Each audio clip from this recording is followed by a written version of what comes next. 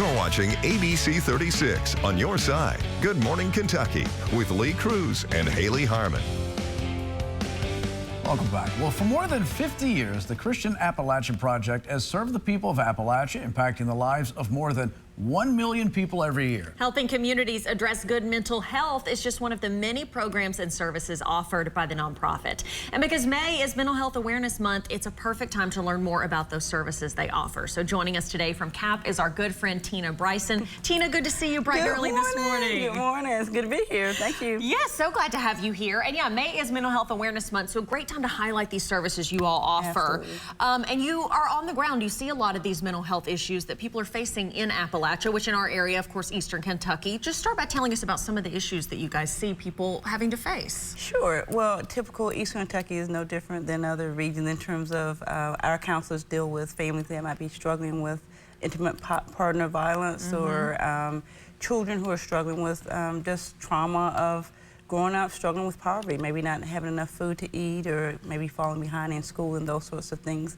So our counselors come alongside through referrals from social workers and schools and agencies to make sure that we're helping children and their families and even seniors. We recently started helping seniors who may be homebound and can't get out to come into an appointment in the office. We're able to go out and help them as well. So we're excited about being able to meet those needs in Eastern Kentucky. That's something you all are so good about, is seeing the need and then finding innovative ways that you can help address that need, like seniors. Yeah, if they can't make it in, that's so wonderful. You guys are always going to meet that need no matter what you have to do. Absolutely, absolutely. Yeah. It seems like a perfect extension for what you guys were already doing, because you're on the ground rebuilding lives for so many people in Appalachia, and this is an extension of that because it's something that, and that's the point of emphasis for May, is that it really helps the overall health. If you don't have your mental health, you know, you're never really going to get out of that situation that you guys are trying to help them get out of. Absolutely. I think our counselors always talk about those higher needs that you have. People first have to think about having a safe, warm, dry home or having food on the table. And then once they get those basic needs met, they can begin to think about their mental health.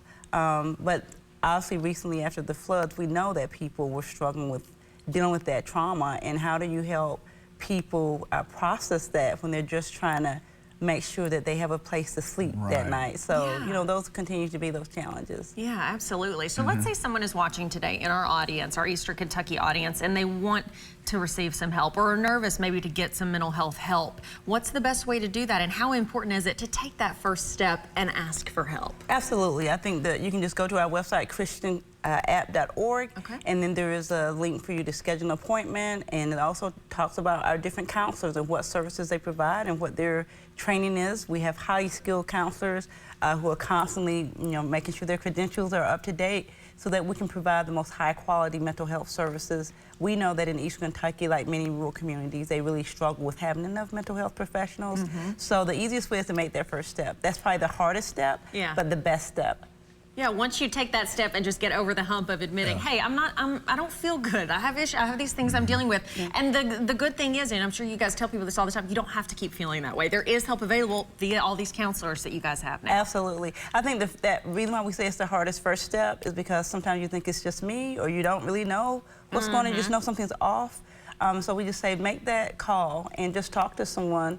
You know, we all struggle sometimes. It's just like maybe not feel like our best selves and being able to just get help. And sometimes it's just like talking to someone and just having someone that you can release those feelings to.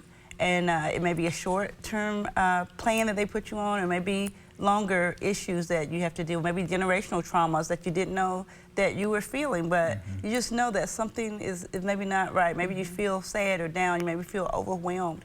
Even I myself have talked to counselors. Sometimes it's just like a stint where you just feel like, you know, everything going on with my kids and everything going on at work is just hard to process. You just need to talk to someone. So really just try to encourage everybody to get rid of that stigma and just reach out and make that phone call.